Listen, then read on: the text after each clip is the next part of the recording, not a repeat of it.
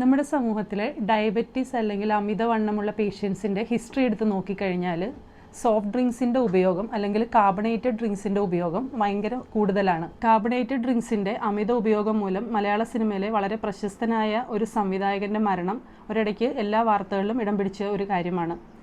അദ്ദേഹത്തിനും ഇതേ പ്രശ്നങ്ങളായ hyper acidity മുതലായ കാര്യങ്ങൾ ഉണ്ടാവുകയും അതിനുശേഷം അമിതവണ്ണം പോലുള്ള പ്രശ്നങ്ങൾ കൊണ്ടും ലിവർ ഡാമേജ്, കിഡ്നി ഡാമേജ്, വീണ്ടും അതിൻ്റെ പരിണിത ഫലമായിട്ട് ഹൃദയസ്തംഭനം വന്ന് അദ്ദേഹം മരിക്കുകയാണ് ഉണ്ടായത്.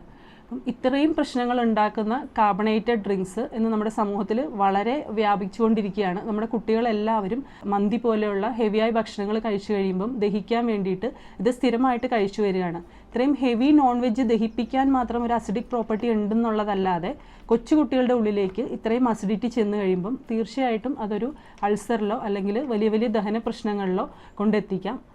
അമിതവണ്ണവും പ്രമേഹവും ഇതിൻ്റെ ഒരു ഭാഗമായിട്ട് അവർക്ക് വരാനും ചാൻസ് ഉണ്ട്. ശരിക്കും ഈ കാർബണേറ്റഡ് ഡ്രിങ്ക്സ് വളരെയധികം യൂസ് ചെയ്യാൻ പറ്റുന്നൊരു ഫീൽഡാണ് നമ്മുടെ ടോയ്ലറ്റ് ക്ലീൻ ചെയ്യുക എന്നുള്ളത്.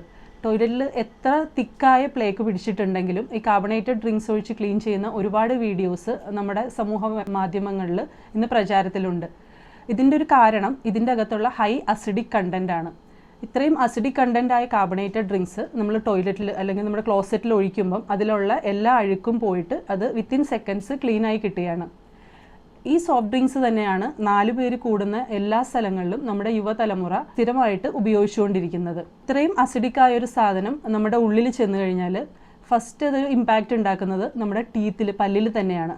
പല്ലിൻ്റെ ഇനാമലിൽ ഈ അസിഡിറ്റി ബാധിക്കുകയും പല്ലിൽ പോട് വരാനുള്ള സാധ്യത വളരെ കൂടുതലുമാണ്. വീണ്ടും അത് നമ്മളുടെ ഉള്ളിലേക്ക് ഇറങ്ങിക്കഴിഞ്ഞാൽ നമ്മുടെ ആമാശയത്തിലും നമ്മുടെ വയറിലും കുടലിലും എല്ലാം ഇതേ അസിഡിറ്റി കോണ്ടാക്റ്റ് വരികയും അതിൽ തൊലിയെല്ലാം പോയി അൾസറായിട്ട് മാറുകയും പിന്നീട് ക്യാൻസറായിട്ട് മാറാനുള്ള സാധ്യത വളരെ കൂടുതലാണ്. അതുമാത്രമല്ല ഇതിൻ്റെ അകത്തുള്ള high pesticide content already detect ചെയ്തതാണ്.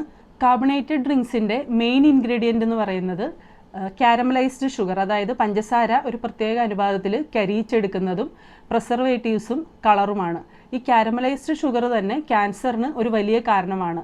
അതുമാത്രമല്ല ഇതിലുള്ള കാലറീസ് തീർച്ചയായിട്ടും ഡയബറ്റീസിനോ അല്ലെങ്കിൽ അമിതവണ്ണത്തിലോ കൊണ്ടെത്തിക്കാവുന്നതാണ്.